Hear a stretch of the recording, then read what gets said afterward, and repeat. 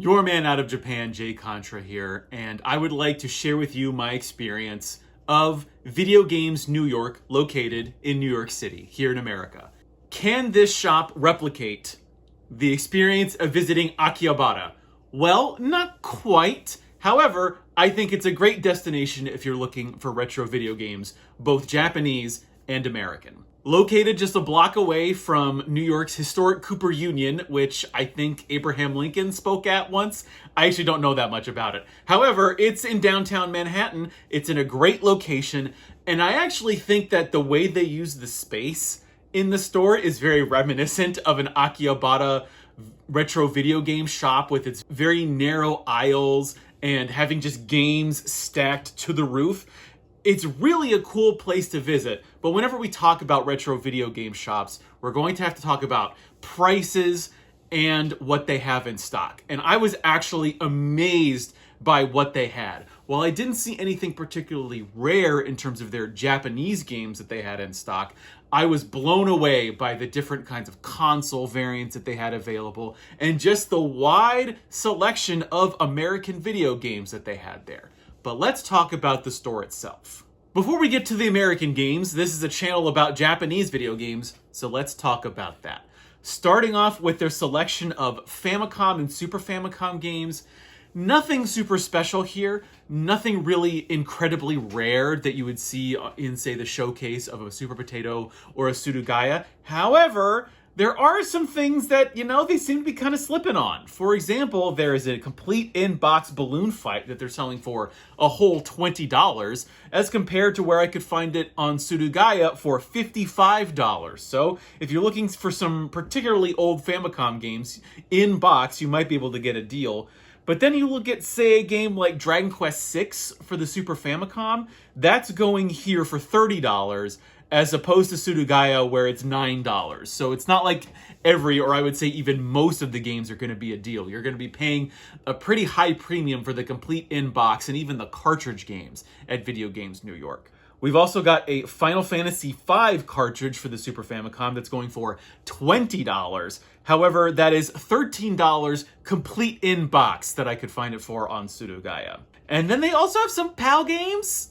I don't know why. I don't know who's going to want to play 50 frames per second PAL games versus the 60 frames a second you're going to get on the Super Famicom or the Super Nintendo. But hey, if you want them, they're here. Moving over to the N64 games, we have, again, nothing very exciting, but you do have some games that you can build up a pretty good collection with. However, looking at their Paper Mario Kart, they're selling it for $20 in Video Games New York, as opposed to the $3 you can get it on Surugaya. Then we have Mario Party 2, which the cartridge is going for $20 here in Video Games New York, as opposed to the $3 that you can just get it online at Surugaya. What was very interesting, however, is they do have a bunch of sealed copies of games like Fighting Wars and Derby Stallion, and they even have a bunch of sealed Sega Saturn games. Again, nothing particularly rare or really sought after, but if you want a sealed Japanese Sega Saturn game, you can go to Video Games New York to find one. I really regret not having a working Neo Geo MVS, because I feel, find of the store was the stack of Neo Geo MVS cartridges that they had in their showcase. And when you look at some of the prices, I actually don't think they're that steep. For example, they've got Metal Slug for $150. They've got Aero Fighters 2 for $80. Sengoku for $70, and Ninja Combat for $90. Now, of course, MVS games are always going to be significantly cheaper than their AES counterparts. But considering that the shipping you're going to have to pay on some of these games if you're buying them off of eBay, I actually think that some of these could be worth picking up if you're in the area and you can make it to Video Games New York. I should also mention that it's very difficult to find MVS games in Japan. If I'm recalling correctly, and things may have changed in the last few years, you're not really going to find them at Super Potato, Mandarake. The only places I remember really seeing arcade boards, and specifically MVS cartridges, will be at certain Surugayas, as well as certain arcade specialty stores in Tokyo. I've really not seen them anywhere else. So to find some even American copies of MVS cartridges in Video Games New York was a real pleasant surprise. And if you're just starting a Japanese PS3 collection, I think you could do a lot worse than Video Games New York. Looking at some of the games here, they've got Yakuza 4 and 5, No More Heroes, the Red Zone edition, that was the remake for the PS3, Final Fantasy 13, Dragon's Crown, and it's kind of hard to tell with some of these, but some of them might even be sealed. And while there's not a huge market for sealed Japanese PS3 games, because you can probably find a lot of them in Japan, I think if you just want to make a bare bones, you're just starting out PS3 collection, boom, go to Video Games New York and you'll find some cool games. Again, they'll probably be cheaper on places like Surugaya or even eBay, or if you can make it over to the country, you'll find them for dirt cheap in places like Book Off, because PS3 is extremely cheap in Japan. But hey, if you want to play the game right now, you can go ahead and buy it. We've talked about the games, but what about the consoles that they have on offer? Looking at their N64s up for sale, you can find a basic one for $100 that comes with a controller. And then they also have the Funtastic or the translucent ones that you can see through going for $190. So kind of a big price difference there. I don't know how that holds on eBay. But then what I thought was supremely interesting was that they had Super Famicoms for $100 and Super Nintendos for $100. I had always thought that Super Famicoms were the cheaper alternative to the Super Nintendo, even though they are essentially the same system except for the shell. They have exactly the same internals as far as I know. Only the cartridge slot is different, and you can find a cartridge adapter for $10, $15 on the internet or even in certain stores. So if you have a Super Famicom, you have a Super Nintendo, and vice versa. So maybe that's why they're going for the same price these days. However, I should say that I looked on Surugaya and you can buy a complete in-box Super Famicom for $44 plus shipping, which is going to be probably $20 or $30.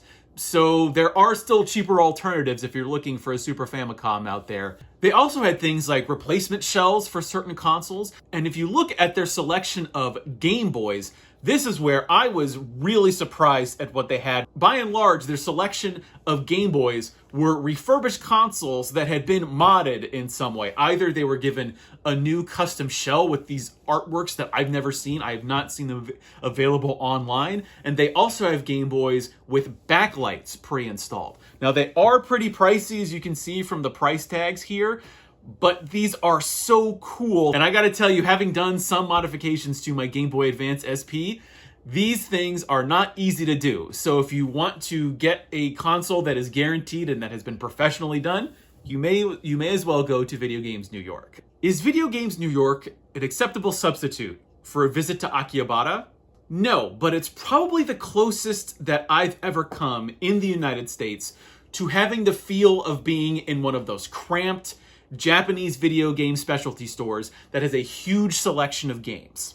While their selection of Japanese games, I think, leaves a lot to be desired, I was surprised by the amount of American games that they had there, from PS1, Xbox, Original, Wii.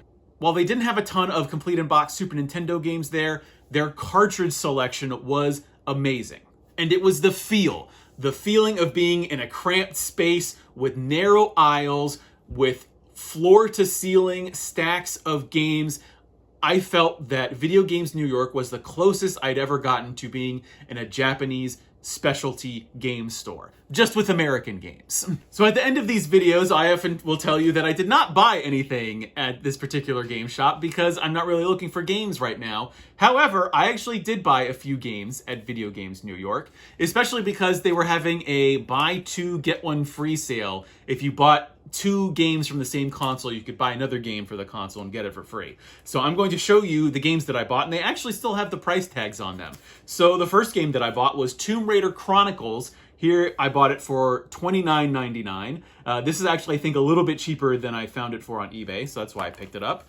And then I also bought Tomb Raider 2 for $15, which I think was the price it was going for on eBay. But again, what's cool about buying a game in a shop is that you can at least see the game, make sure it's got the manual, check the disc for scratches, instead of, taking your luck with eBay. And considering how some people pack their games when they ship them, while it's not that big of a deal for, games in CD jewel cases, it's nice to know that when you're picking up this game, it's going to be your fault if anything happens to it, rather than something you can't control, like the Postal Service or the person shipping the game.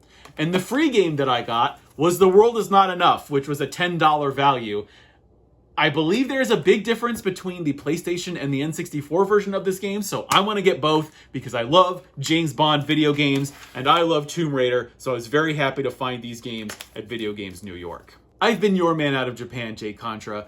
I stream every Sunday at 7 p.m. Eastern Standard Time over at twitch.tv/jcontra. Sometimes we'll be playing games, sometimes we'll just be talking about Japan or topics in the retro gaming community. I hope to see you there, again, every Sunday at twitch.tv/jcontra. Thanks for watching, see you next time, and mahalo.